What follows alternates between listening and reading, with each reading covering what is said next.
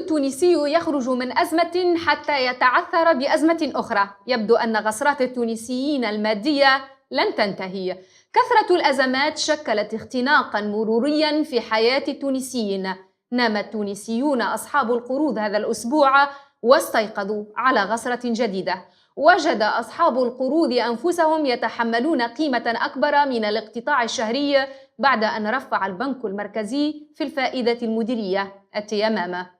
قرار يقول محافظ البنك المركزي إنه شر لا بد منه لمواجهة التضخم الاقتصادي المتنامي. ومن يا ترى يعالج تضخم غصرات التونسيين غصرة بعد أخرى؟ زيادات عشوائية بالجملة في المواد الأساسية تثقل كاهل التونسيين لسداد الديون والحفاظ على توازنات الدولة حفظاً لماء الوجه من الإفلاس. قصاص واقتطاع بكل الأشكال في فواتير متضخمة للغاز والكهرباء والماء والإيجار، ولا ندري سبب التضخم. تصبح الحياة يوماً بعد آخر أكثر تعقيداً على ثلث من التونسيين ممن يعيشون من قروض متراكمة.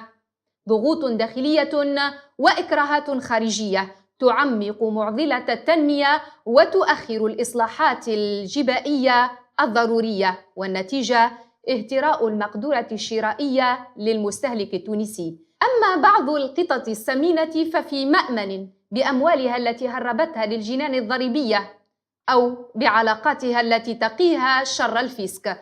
وحده المواطن البسيط يدفع الحساب. العلامة ابن خلدون قال إن الجباية على الناس في بداية الدولة تكون قليلة وفي آخر الدولة تكون كثيرة. صدق ابن خلدون دائما، لكنني أتمنى ألا يصدق قوله هذه المرة.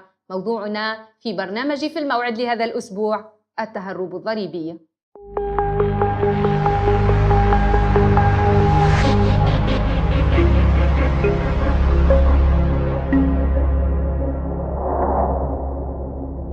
أعزائي المشاهدين، أهلا وسهلا بكم في هذا العدد الجديد من برنامج في الموعد بتاريخ 22 فبراير 2019. ضيفي في هذا المساء الأستاذ لسعد الذوادي، وهو الخبير الجبائي وعضو معهد المحامين المستشارين والجبائيين بفرنسا، وكذلك عضو الجمعية العالمية للجباية. موضوعنا في هذا العدد: التهرب الضريبي، انعكاساته على الاقتصاد التونسي وعلى جيب المواطن التونسي. قبل المرور مع الأستاذ لسعد الذوادي الخبير في الجباية عن موضوع هذه الحلقة وهو التهرب الضريبي، نشاهد هذا التقرير ثم نعود.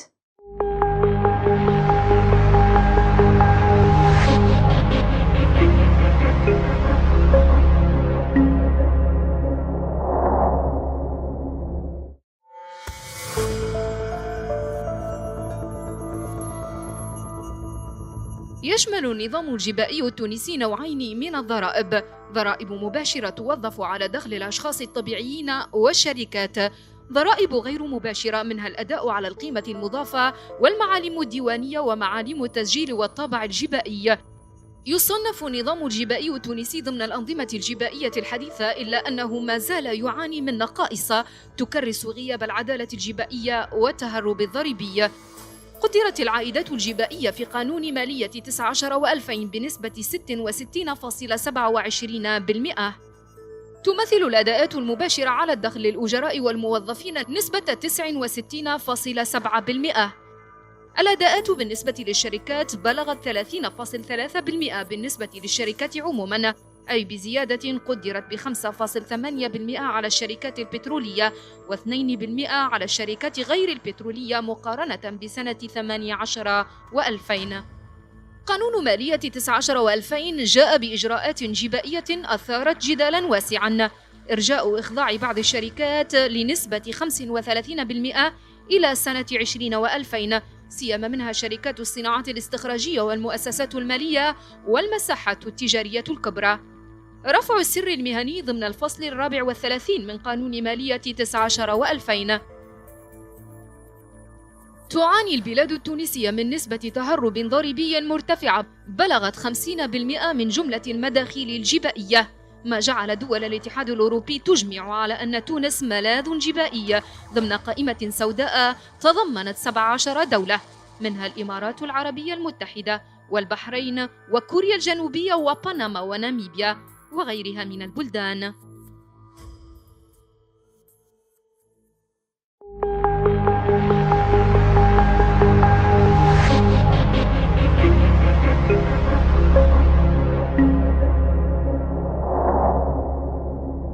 نعود الآن إلى حديثنا عن التهرب ضاربي موضوع هذه الحلقة من برنامج في الموعد، ونبدأ الجولة الأولى من هذا البرنامج مع الأستاذ الأسعد الذوادي الخبير الجبائي وعضو المعهد أو معهد المحامين المستشارين الجبائيين بفرنسا والجمعية العالمية للجباية. سيدي الكريم أهلا وسهلا بك. نبدأ معك جولة أسئلتنا من آخر المحطات.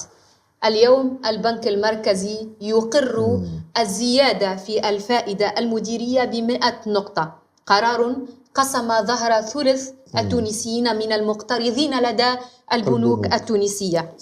الحكومة التونسية تقول أن هذه الإجراءات شر لا بد منه، وأنها إجراءات مؤلمة ولكنها تحتاجها في الظرف المتأزم للاقتصاد التونسي. كيف تقيمون هذا الإجراء؟ والله الإجراء هذا هو طالما أننا لم نشخص الوضع في تونس، والماسكين بالسلطة وللأسف ديما ما يحبوش يمشوا الأصل المشكل. اليوم احنا كي نرجعوا نشوفوا التقارير الصادرة عن المنظمات الدولية بالنسبة لإفريقيا، ناخذوا مثلا اللجنة متاع الأمم المتحدة تأكد المعنية بالتنمية داخل إفريقيا أن ما يعوق التنمية ثم حاجتين: الفساد والتهرب الجبائي. اليوم احنا علاش ناخذوا في الإجراءات مثل هذه الإجراءات وغيرها من الإجراءات اللي اليوم دمرت المؤسسة؟ اليوم انت تعرف أن هناك قتل ممنهج للمؤسسات، أنا مسميته اغتيال المؤسسة الاقتصادية في تونس. هذا الواش على خاطر احنا اليوم ما عندناش موارد، وللأسف علاش أغرقنا البلد في المديونية وخربنا السيادة متاع البلد؟ على خاطر ما عندناش اليوم الدولة والماسكين بالسلطة ما يحبوش يجمعوا الموارد. الموارد موجودة، انت اليوم هاو خرج لنا واحد معناتها فهمتي يحدث فينا قال لك ثم 25 مليار دينار موارد جبائية ضائعة.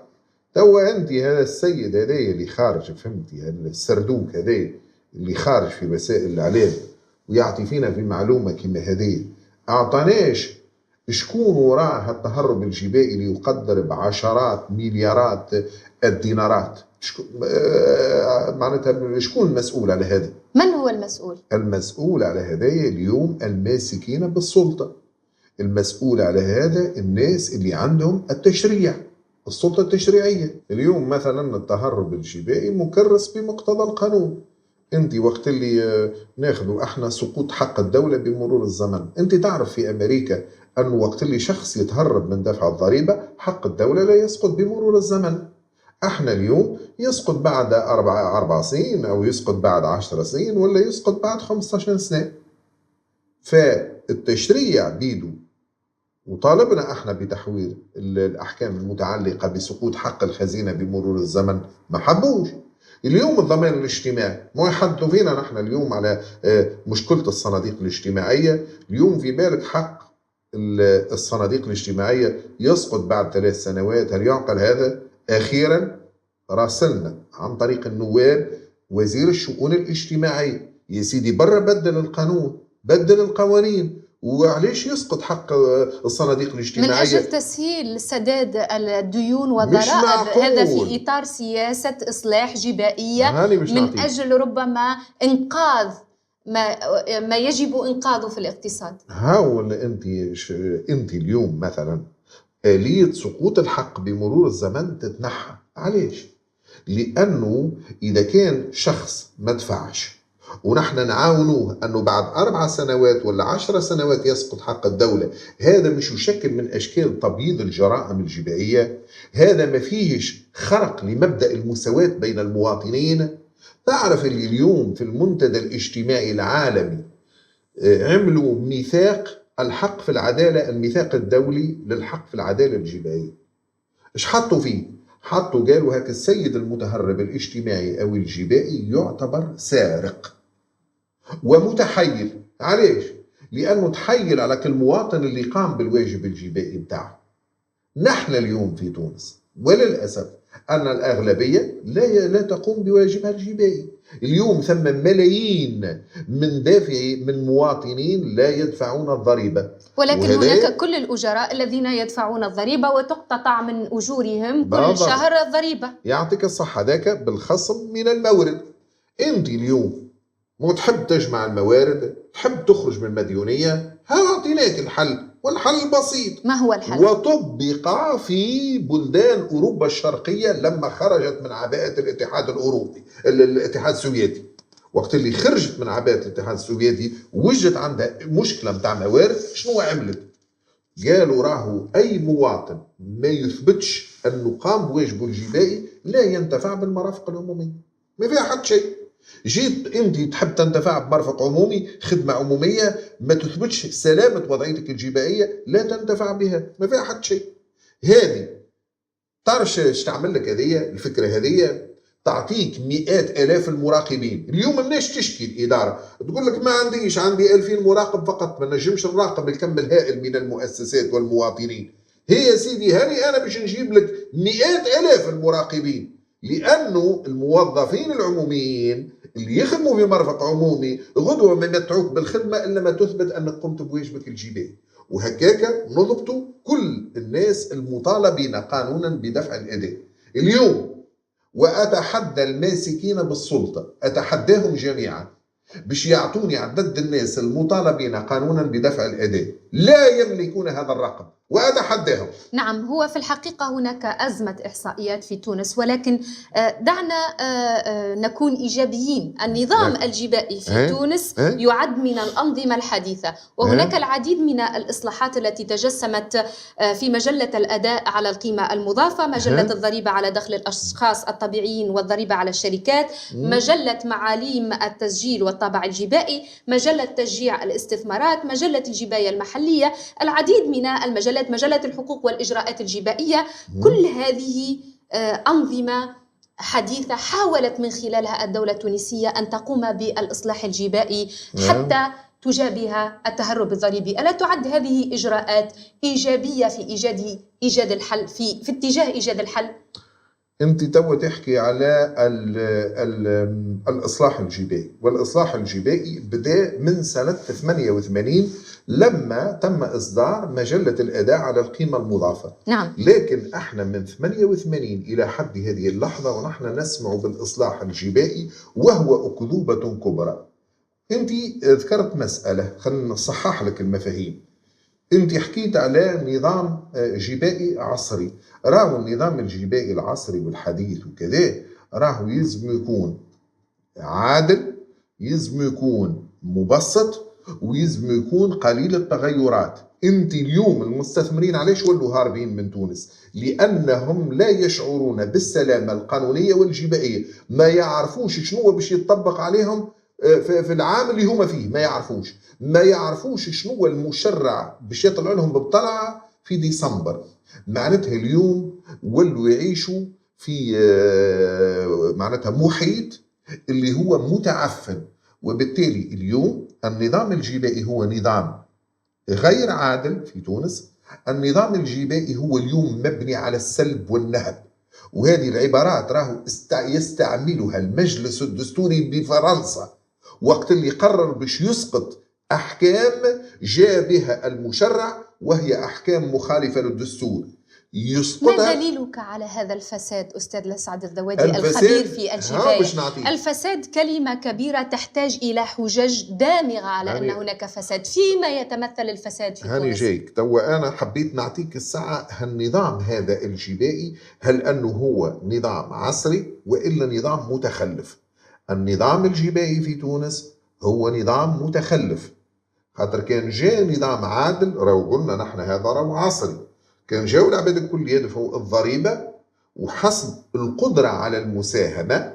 هذه معناتها العبارة القانونية، حسب قدرتهم على المساهمة وحسب الإمكانيات والمداخيل اللي حقها. راهو نمشوا معاك ونقول لك هذا نظام متطور، لكن النظام الجبائي اليوم في تونس ثم ناس يدفعوا الضريبة وثم ناس ما يدفعوش. من هم من يدفعون الضريبة ومن هم معفيون من هذه الضريبة؟ هذا اللي قدمنا نحن فيهم مقترح، وقلنا الحل الوحيد هو أنه نعمل في مجلة الحقوق والإجراءات الجبائية أحكام تنص على أنه لا ينتفع بالمرافق العمومية إلا من يثبت قيامه بواجبه الجبائي. من يقوم اليوم بواجبه الجبائي ومن لا يقوم بواجبه الجبائي، حتى تسهل المفاهيم على المشاهد البسيط الذي يتابعنا الآن. الأغلبية الساحقة ما يقوموش بالواجب الجبائي نتاعهم. نعطيك مثال، أنت تو حكيت لي الأجراء ويخضعون للخصم من المورد أو ما يتعارف عليه لدى الفقهاء بالتبنيج الجبائي، أنستيزي فيسكال. اليوم هل أن الأجراء بعد رأس العام يمشوا يودعوا التصاريح متاعهم؟ أغلبهم لا يودعون، يقول لك ما هو المؤجر متاعي قص لي وعمل لي الخصم من المورد. هذاك غير كافي، هذاك خصم من المورد وهو تسبقة، وأنت مطالب بإيداع تصريحك الشخصي. وقتاش يمشي هو الأجير اللي أنت حدثتني عليه يودع التصريح متاعه؟ نهارة اللي باش يمشي يشتري سيارة، وإلا نهارة اللي يحتاج لك الورقة هذيك متاع الدخل باش يقضي بها قضية. ما عدا ذلك لا يودع تصريحه. معناتها اليوم ملايين لا يودعون تصاريحهم الجبائية السنوية. ماذا عن الشركات الكبرى وعن ربما المهن الحرة التي تخضع للسلطة التقديرية في الجباية؟ المهن الحرة ثم أنواع، ثم مهن لا يمكنها الإفلات من دفع الضريبة. معليش، لأن هي بدورها في معاملاتها مع المؤسسات تخضع للخصم من المورد.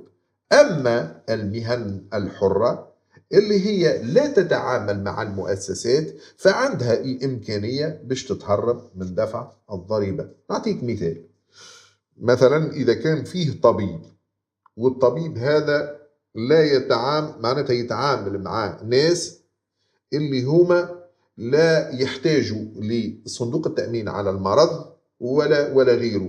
الناس كي يتعامل مع ناس من نوع هذا غير الإدارة غير قادرة أنها تضبط الدخل متاعه الحقيقي. وبالتالي في المهن الحرة أنا راني نسمع الخلط معناتها من خلال وسائل الإعلام، ولكن هذاك يدل على جهل. ما نجموش نعملوا التعميم، لكن يقول القائل الناس اللي يعملوا في التعميم الويش أو باش نعطيك، والناس اللي يحكوا على النظام التقديري علاش هذاك باش يغطوا على عجز متاعهم. وهذايا ما يخدم كان مصالح المراقبة الجبائية، لأنه هي باش تغطي على العجز متاعها اش تعمل؟ والله عندنا 400,000 في النظام التقديري. هل أن المشكل في النظام التقديري أم في آلية المراقبة؟ المشكل في آلية المراقبة المشلولة والفاسدة ومش في النظام التقديري، لأنه النظام التقديري نوجدوه في أمريكا، نوجدوه في إيطاليا بجنبنا، نوجدوه في ألمانيا، نوجدوه في العالم أجمع النظام التقديري. إذن المشكلة مش في النظام الجبائي، المشكلة في آلية الرقابة المشلولة والفاسدة. لماذا هذه الآلية مشلولة؟ ماذا ينقصها؟ الآلية هذه مشلولة أولا إذا كانت تحب تحارب التهرب الجبائي يلزم الآلية القانونية تكون متوفرة، والفاسدون في هذا البلد رفضوا توفير الآليات القانونية، ونحن بحوزتنا كل الآليات القانونية الموجودة في العالم نعرفوها لاجتثاث المتهربين من دفع الضريبة وتصنيفهم كغير مواطنين. انت تعرف أنه في أمريكا القانون الأمريكي يسمح بسحب الجنسية الأمريكية من المتهربين من دفع الضريبة وإلقائهم في الحدود مع المكسيك في المنطقة العازلة. وبالتالي هنا باش تعرف قدسية الواجب الجبائي عند الأمريكان. الواج لأن أمريكا استقلت على إثر ثورة جبائية في القرن ال18. نحن نحتاج إذن ثورة جبائية. نحن نحتاج إلى ثورة جبائية، وأنا ما بقيت في هذا البلد سوف أناضل من أجل ذلك، من أجل الثورة الجبائية.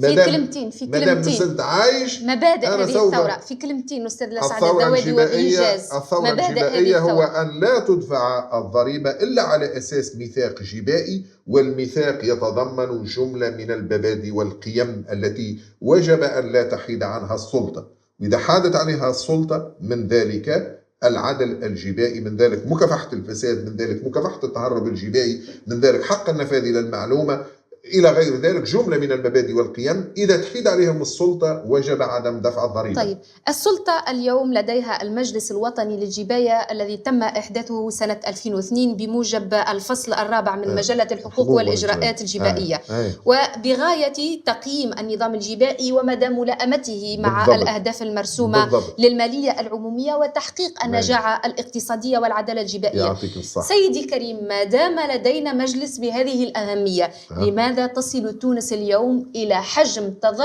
تهرب ضريبي ضخم جدا يساوي 25 مليار دينار كما صرح بذلك مستشار رئيس الحكومة فيصل دربال؟ هو أنت لهنا فهمتني، رجعت لي توا للفساد وحدك، لأنه إذا نحن نحدث هياكل، وهالهياكل هذه تكون فولكلورية وصورية، فهمتني، وثم هياكل أخرى خطيرة التي أحدثت في إطار الدستور الجديد يهدر من خلالها المال العام، فهذا فساد. المجلس هذا لم ينتج شيئا منذ سنة 2002. منذ سنة 2002 احنا تحديناهم، قلنا لهم اعطونا 10 دراسة. مرة خرج لنا واحد يكذب في وسائل الإعلام، مسؤول يكذب في وسائل الإعلام، قال هذا عمل دراسات. قلنا له اعطينا 10 دراسة، مش الدراسات اللي تحكي عليها انت وتكذب. هذا مجلس مشلول، وبطبيعته باش يكون مشلول. هو مكلف بتقييم السياسة الجبائية ويرأسه وزير المالية. وزير المالية هو الطير اللي يغني وجناحه يرد عليه، مهزلة بأتم معنى الكلمة وفضيحة. أنا لو كنت وزير المالية معناتها بالنسبة لي أنا وصمة عار أن أكون وزير مالية لأرأس ذاك المجلس. هي منين اتنقلت هذه الفكرة متاع المجلس الوطني للجباية؟ هي نقلت عن مجلس الضرائب بفرنسا، ومجلس الضرائب بفرنسا من يرأسه؟ يرأسه الرئيس الأول لدائرة المحاسبات. ووزارة المالية والاقتصاد في فرنسا ممثلة في متفقدين اثنين. علاش توضعوا في العضوية متاع المجلس في فرنسا؟ باش المجلس وقت اللي يحتاج المعلومات وإحصائيات يمدوه بالمعلومات والإحصائيات، لا غير، مش باش يأثروا كذا. اليوم المجلس هو شعبة من شعب الإدارة، وهو مشلول ولا يعمل. وأتحدى القائمين على علما أنه راهو الأعضاء متاع المجلس اللي يحضروا ريت هذم نعم، هم كلهم وزراء، منهم وزير المالية كذلك، يحضروا ثم عديد الوزراء وثم عديد المنظمات المهنية.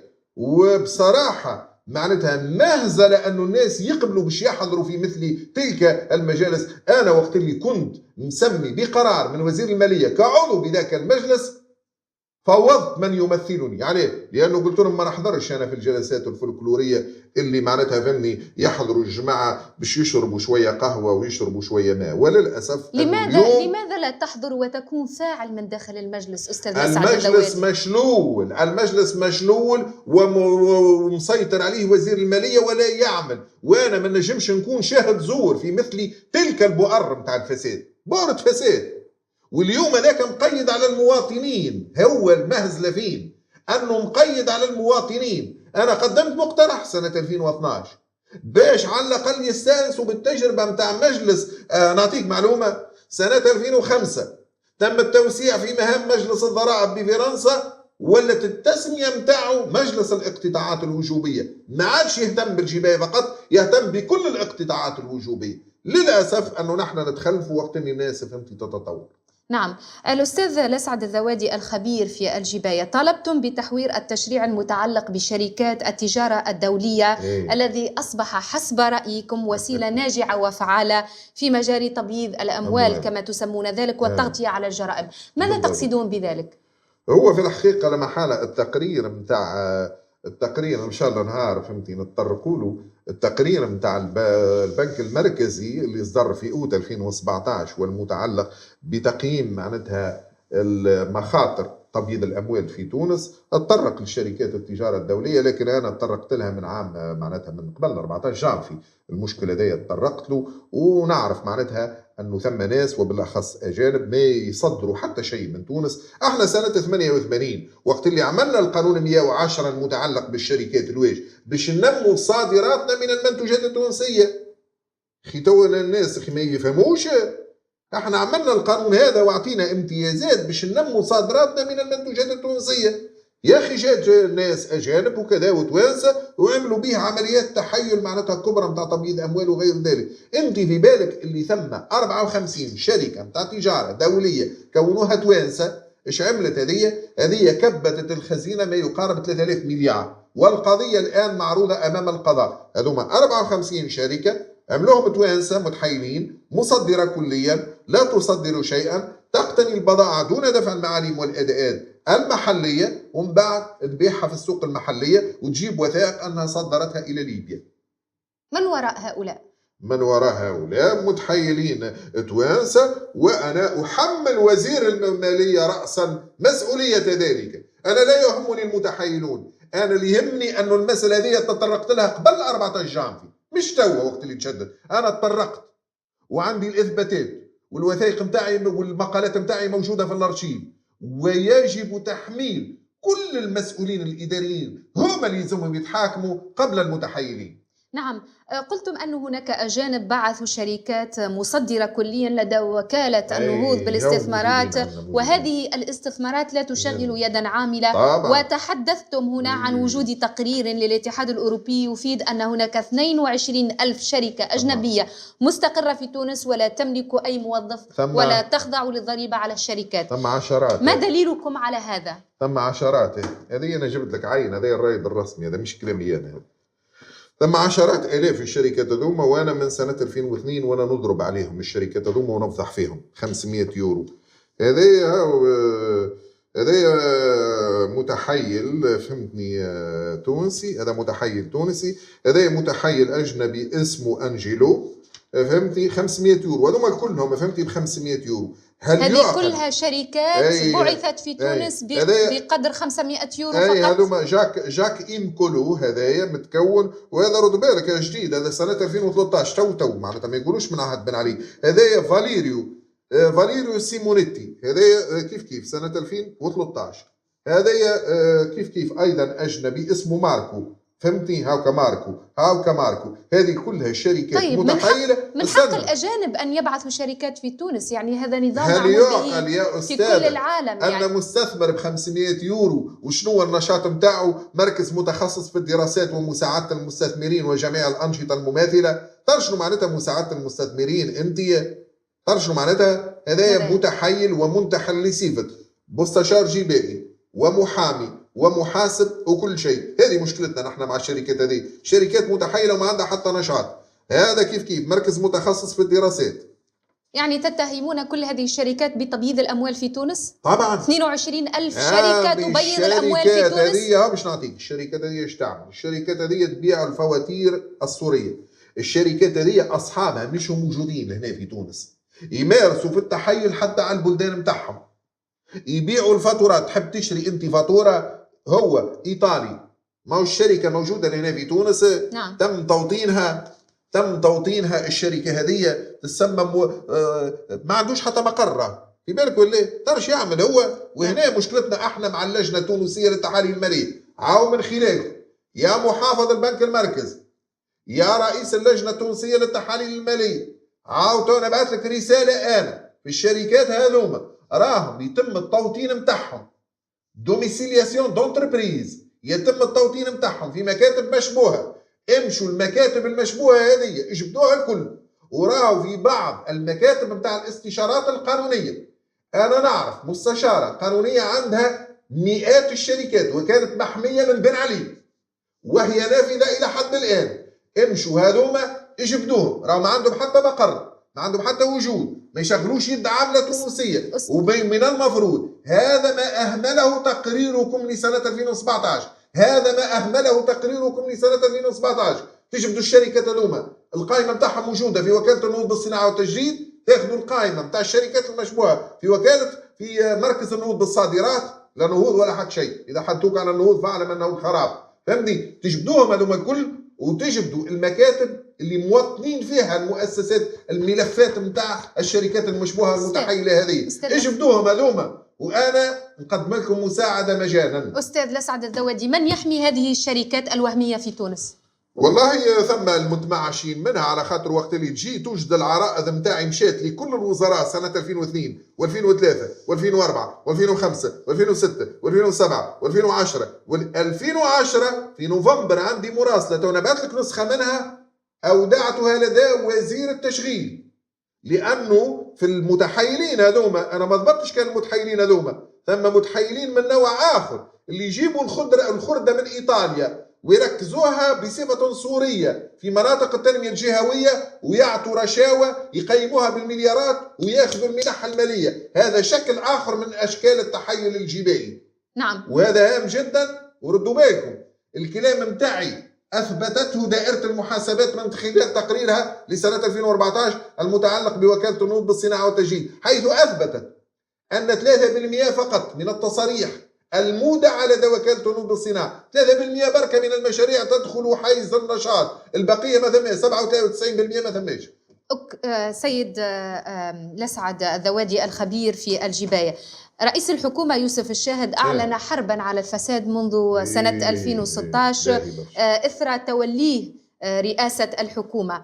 هناك هيئة كذلك لمكافحة الفساد في تونس، وهناك دائرة المحاسبات التي تصدر تقارير بشكل دوري، وهناك منظمات مجتمع مدني تعمل في مكافحة الفساد والحد من التهرب الجبائي، ثم تصنف تونس في قائمة سوداء وكملاذ ضريبي جنبا إلى جنب مع بنما. طبعا أين يكمن الخلل؟ لا أنا نشرت مقال ووضحت فيه أنه موساك فونسيكا المكتب هذاك اللي موجود في بنما، قلت لهم موجود في ضفاف البحيرة، وعملت مقال أثبت فيه أنه عندنا مكاتب شبيهة بمكتب موساك فونسيكا في ضفاف البحيرة موجودة. يا شبكش هذا من اللي حكيت عليهم تاع توطين المؤسسات، امشوا اجبدوهم يا لجنة تونسية للتحاليل المالية يا قطب قضائي اقتصادي ومالي، امشوا اجبدوا القائمات هذوما وحقوا مع المكاتب نتاع توطين المؤسسات وتو تتأكدوا من الكلام نتاعي. لذا انا وقت اللي نسمعهم يحكوا على بنما نبقى نضحك، وقت اللي نسمعهم يحكوا على الجزر العذراء البريطانية نبقى نضحك، وقت اللي نسمعهم يحكوا على جزر جيرزي وجزر كايمان نبقى نضحك، ولا جزر الموريس. احنا بن علي وقع اتفاقية لتفادي الازدواج الضريبي مع جزر الموريس، ونحن ما عندنا حتى نشاط اقتصادي مع جزر الموريس. علاش؟ لأنه الجماعة كانوا يهربوا في الفلوس إلى جزر الموريس، وتواصل ذلك بعد 14 جانفي. اليوم من يهرب اليوم الأموال إلى الجنات الضريبية؟ تهرب اليوم الأموال عنا تونسيين، هذه من بين المقترحات متاعي. لأنك تتحدث دائما عن الحقبة والنظام السابق، وكلنا نعرف بحسب تقرير دائرة المحاسبات الفساد، ولكن اليوم هل هناك تهريب؟ هو بعد 14 جانفي وقع معناتها فهمتي الانفجار العظيم. هو راهو ثم فساد قبل، لكن الانفجار العظيم متاع الفساد وقع بعد 14 جانفي، الدنيا تسيبت.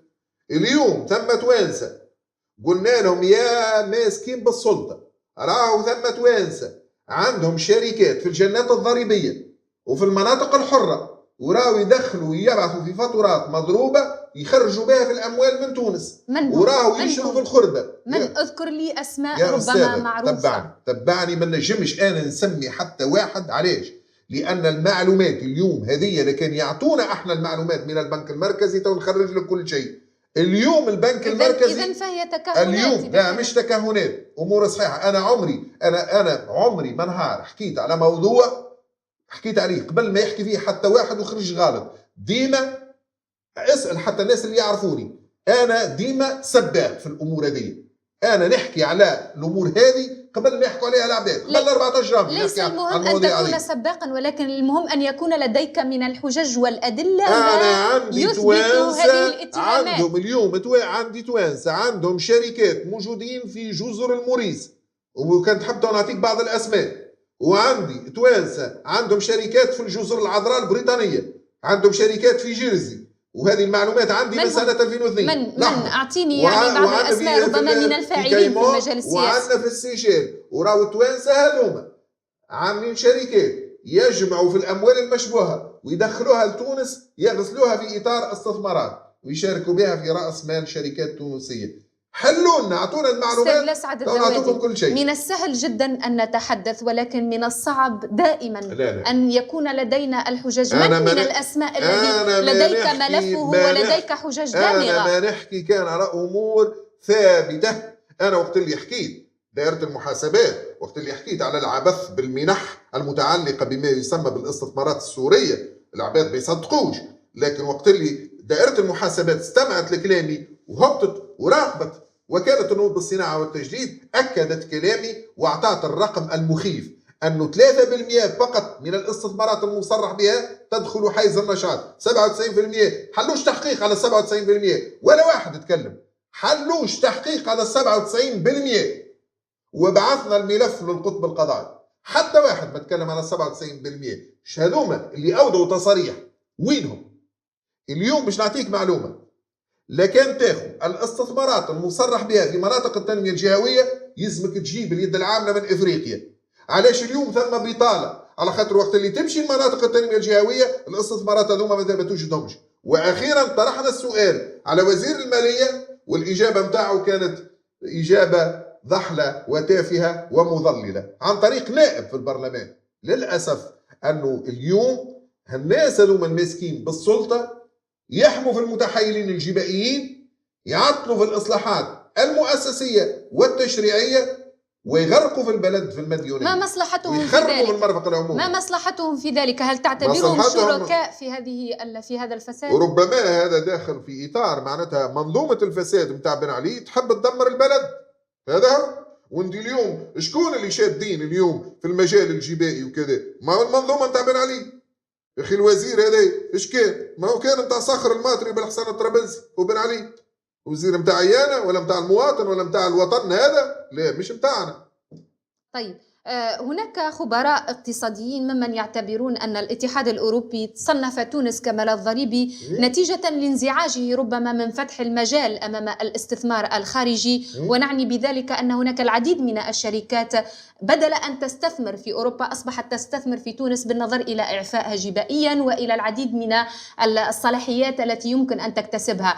ألا يعد هذا التصنيف ربما تنافسية من الاتحاد الأوروبي تجاه تونس وتجاه العديد من الدول التي فتحت المجال للاستثمارات؟ نذكر مثلا مراكز النداء أصبحت كثيرا ما تستثمر في تونس وتبتعد عن البلدان الأوروبية لأنها لا تجد فيها ربما الصلاحيات من أجل أن تستثمر بأقل قدر ممكن من المصاريف. صحيح. هذا الاتحاد الأوروبي أول من نتحدث عن الاتحاد الأوروبي والنفاق متاع الاتحاد الأوروبي والفساد متاع الاتحاد الأوروبي وتبييض الأموال داخل الاتحاد الأوروبي هو أنا. حتى واحد ما حكى في الموضوع هذا. والابتزاز متاع الاتحاد الأوروبي. هل أنه اليوم تونس تشكل خطورة على الاتحاد الأوروبي أكثر من مالطا؟ لا أتصور ذلك. هل أن تونس اليوم في مجال تبييض الأموال تشكل خطورة على الاتحاد الأوروبي أكثر من لوكسمبورغ؟ لا أتصور ذلك. لا تساوي جناح بعوضة. هل أن تونس أكثر خطورة على الاتحاد الأوروبي في مجال تبييض الأموال والتحيل الجبائي أكثر من هولندا؟ لا أتصور ذلك. بل أنه معناتها الأرقام متاع هولندا تفوق الأرقام متاع أمريكا والصين. وهذا موضوع طويل، كان نهار فهمتني، موضوع طويل وفيه بحوث وفيه منظمات بالحق معناتها منظمات جدية وتقوم بأبحاث معمقة داخل الاتحاد الأوروبي وفضحة الاتحاد الأوروبي. فأنا إطار اليوم نحن صنف. نعطيك معلومة اللي هما بالنسبة لتونس يعرفوها اللي هي وكر لتبييض الأموال ويعرفوها اللي هي وكر للتحيل الدولي. هذا ما حكاوش قبل. وقتاش بداوا هم بداوا سنة 2012 صح النوم. التوانسة توا فاقوا صح النوم في آخر 2017 ولا في أوت وقت اللي جاء معهد بازل للحوكمة وصنفنا كوكر لتبييض الأموال ولحقنا للإمارات. مش تو سنة 2012 خلية معالجة المعلومات المالية ببلجيكا الهيكل الرسمي المكلف بمكافحة تبييض الأموال والجريمة المنظمة صنفنا كوكر لتبييض الأموال والتحيل الدولي من خلال عملية سيدي سالم. أخي توا صح النوم توا مش توا. لماذا الآن؟ لماذا 2012؟ لماذا خلال السنوات الأخيرة؟ عملية حنا بعد اللي قامت بها مجموعة العمل المالي في تونس باش تقيم حجم الخطورة اللي تشكلها تونس في مجال تبييض الأموال. وقتاش عملت العملية؟ عملت العملية باش تعرف معناتها النية المبيتة وعملية الابتزاز، وما حسدناهمش في غناهم، حسدونا في فقرنا. لأنه العملية متاع التقييم متاع عملية حنا بعد من 20 جوان إلى 20 أوت انتهت. هذا عندنا الوثائق فيه، مش كلام احنا نحكي ليه هيك. وقت اللي هما يعرفوا شبيه ما خرجوش الوقت هذاك، سكتوا. وقت اللي قربوا يحبوا فهمتي اتفاق التبادل الإجرامي، اتفاق التبادل الحر الشامل والمعمق، الدمار الشامل فهمني والمعمق، وقتها خرجونا فهمتني. هيا انتم لهنا ما يعرفوناش نحن اللي المجرمه بتاعهم المتحيلين يجوا يعملوا شركات ب 500 يورو لهنا ما يعرفوها اكثر منا نحن. نعم. هل ان السفارات الاوروبيه مش هتكتب في التقارير؟ هل ان ادارات الجبايه مش قاعده تبعث لتونس تسال عن المواطنين بتاعها؟ هذا من قبل 14 جانفي، اضربوا النوم زيدوا ورقدوا.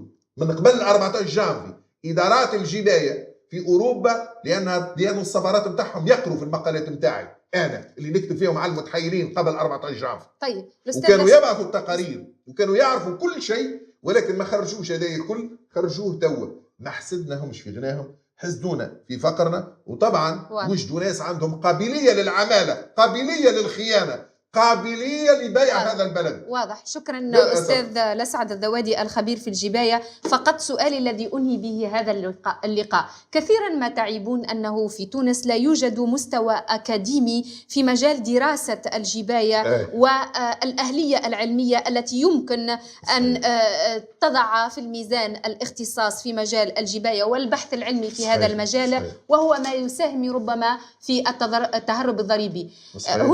هناك اختصاص في الجباية يدرس في جامعاتنا التونسية، ما الذي تعيبونه إذا؟ موجود هناك اختصاص، وبالتالي تدعون دائما إلى دعم هذا الاختصاص رغم أنه موجود.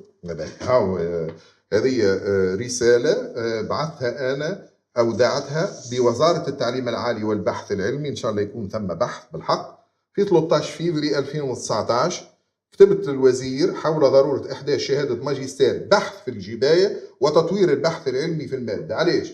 لأنه فرنسا مثلا المتخلفة، أنا نعتبرها متخلفة مقارنة بالبلدان الاسكندنافية ولا كندا ولا أمريكا.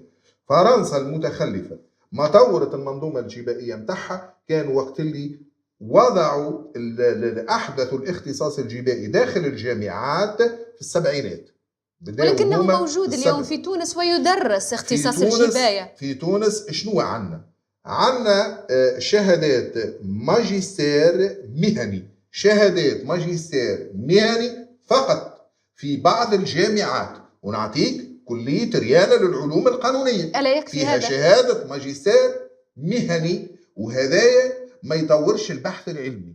نحن في حاجة على الأقل إلى في الكليات الكبرى لشهادة ماجستير بحث ومخابر للبحث العلمي في المادة. لأنه اليوم إذا كان نظامنا الجبائي متخلف وفاسد لا لشيء، لأنه الاختصاص الجبائي مفقود والبحث العلمي مفقود. ونعطيك مسألة أخرى خطيرة، أنه اليوم في مادة القضاء الجبائي لا وجود لقاضي جبائي، وبالتالي اليوم نتحدث على مجزرة في حق المتقاضين في مجال القضاء الجبائي والنزاعات الجبائية.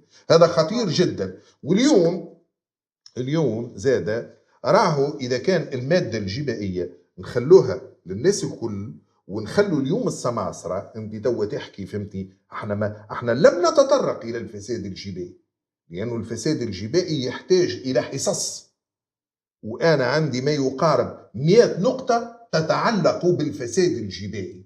اليوم راهو تم إسقاط ديون عمومية بصفة متعمدة بما قدره عشرات آلاف المليارات، وهذا لم يفتح بخصوصه بحث معمق وجدي إلى حد هذه اللحظة. اليوم راهو اللي يتدخلوا في المجال الجبائي مش الخبراء الجبائيين اللي هم عندهم قانون متخلف يرجع إلى سنة 1960. أنا القانون متاعي من عام 1960، القانون عدد 34. نطلب في السلطة من عام 86 باش ترجع لي القانون متاعي. إلى حد الآن مشروع القانون معرقل في رئاسة الحكومة.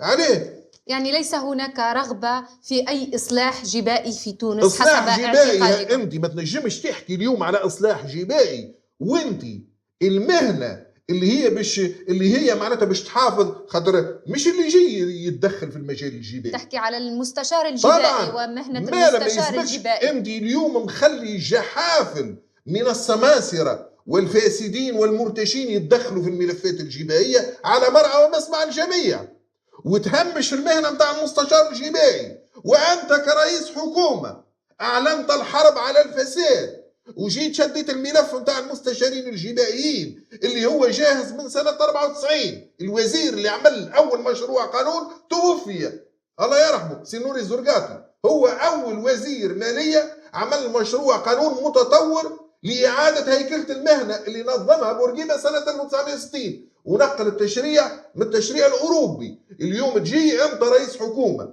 وتكلف ألد أعداء المهنة اللي هو فيصل دربال، خبير محاسب هذا معروف بعدائه الشديد لمهنتنا. السيد هذا يتكلفوا بالملف بتاع المستشارين الجبائيين، هذا مش مظهر من مظاهر الفساد؟ مش قلتوا لنا راهو تضارب المصالح راهو مظهر من مظاهر الفساد حسب الفصل 2 من القانون عدد 10 لسنة 2017 اللي هو قانون فاسد يتعلق بحماية المبلغين أو بالأحرى التنكيل بالمبلغين وكشف الهوية متاعهم وتعذيبهم. شكرا أستاذ لسعد الذوادي الخبير الجبائي. يصعب جدا في الحقيقة التحكم فيك وأنت تتحدث بكل هذا التشنج، ولكن هو الموضوع مهم. التهرب الضريبي يضرب بميزانية الدولة وكذلك يثقل كاهل المواطن الذي يقوم بواجبه الجبائي مقابل غياب العدالة الجبائية. واحد سنة واحد فرض. نمر إلى الجزء الثاني من حلقتنا في هذا الأسبوع في برنامج في الموعد، وموضوع حلقتنا التهرب الضريبي انعكاساته على الاقتصاد التونسي وعلى جيب المواطن. نمر إلى الجزء الثاني.